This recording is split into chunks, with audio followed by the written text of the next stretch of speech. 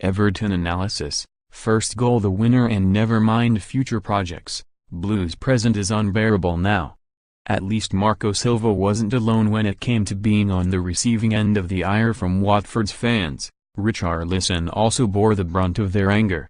Home captain Troy Deeney had declared before the match that the Brazilian didn't deserve to be criticised as he is a good lad who hadn't disrespected his former club, but such pleas seemed to fall on deaf ears. The Hornets' old boy was booed just as vociferously as his manager, and the home faithful raged as vehemently as any opposition crowd all season when Richarlison went to ground. Early on, the 21-year-old had looked like he might prove to be a thorn in their side, but after Everton fell behind, Silva provided Watford fans with a moment to make their day as he immediately hauled his big signing of the summer off the pitch. While suggestions from the likes of Paul Merson that Richarlison somehow wasn't worth the fee the Blues paid for him have long since been dispelled, it didn't stop his former followers from enjoying their opportunity to gleefully proclaim, £50 million, you're having a laugh. Everton are still yet to win a game this season after falling behind, and a rather ominous sinking feeling now starts to set in each time they go behind. It's been said on several occasions in recent months that this side is not resolute and possesses a soft centre, and as long as such statistics remain, those accusations will not go away. Even when the Blues were in their darkest hour last season, they seemed to possess that bit more fight in them than now. Who can forget the fireworks of that rousing Bonfire Night comeback against Watford when Everton came from 2-0 down to win a Premier League game at Goodison Park for the first time since that match with Wimbledon to avoid relegation on the final day of the 1993-94 campaign.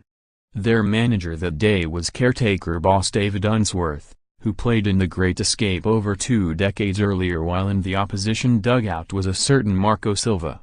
The Blues had both plenty of time and opportunities to hit back in this contest, but they were unable to find an equaliser as their play became increasingly more desperate. This used to be the kind of fixture that Everton would find routine, but they've now lost on their last 3 visits to Vicarage Road, and with 3 different managers in charge.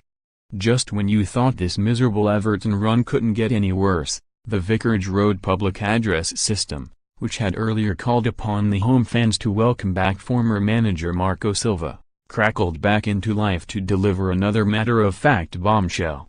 With both sets of players having left the pitch and with many of the spectators already having filed out of the ground, it was declared that Kurt Zouma, arguably the Blues' most impressive performer over the 90 minutes on an otherwise frustrating day, had been sent off after the final whistle. Talk about adding insult to injury. It later transpired that the on-loan Chelsea man had been shown 2 yellow cards by referee Lee Probert for separate displays of dissent. You couldn't make it up. If only Everton's players, who have been accused of lacking aggression by manager Silva himself, could show such a fighting spirit while the game was actually taking place. There is now a break of over a fortnight until the team returns to action, and in some ways that may prove to be a blessing as it provides more recovery time for Yerry Mina, given that Zouma is now facing a wholly unnecessary suspension. Everton now have a full 17 days to dwell on this loss before they can even attempt to rectify matters at Cardiff City. You fear that such a period will feel like a drag for the long-suffering supporters, many of whom will want to somehow hibernate and wake up in August to start afresh in the 2019-20 campaign. Contrast this with the run between Everton's 3-1 defeat at Manchester City on December 15 and their 1-0 loss at home to Leicester City on New Year's Day, when they played no fewer than 5 times over the same length of time.